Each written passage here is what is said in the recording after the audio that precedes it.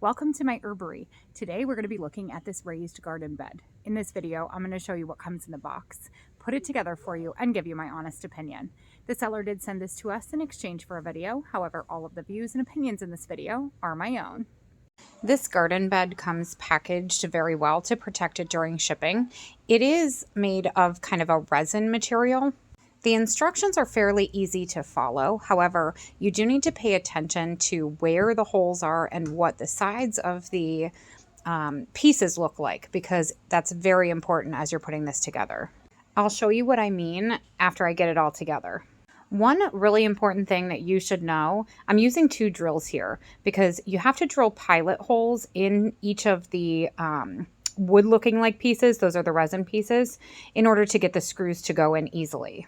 So I have one drill that has a 2.5mm drill bit, and I have another drill that has a Phillips head bit on it.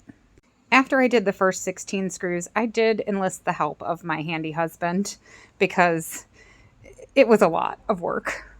We worked together as a team to put on the sides for the shelf, which was really, really helpful. An extra set of hands, if you can get it, would be great.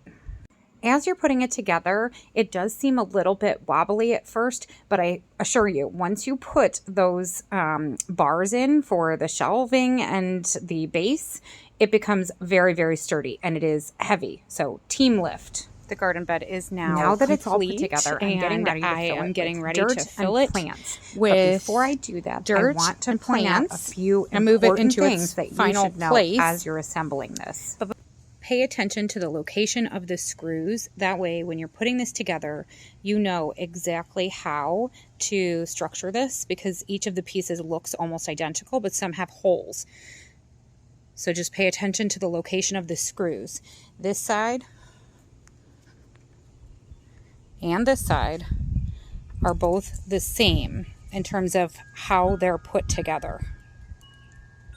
The most time-consuming part is going to be all of these little screws on the side, and you will need a drill bit to drill the pilot holes. It's not an option.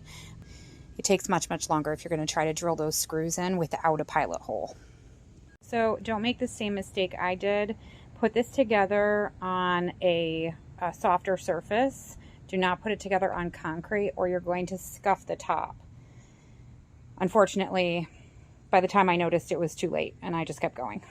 I used one very large 2 cubic feet bag of potting mix, and then I used a smaller bag on top of that in order to fill the actual garden bed.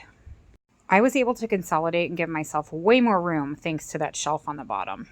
And look at how amazing the herbs look.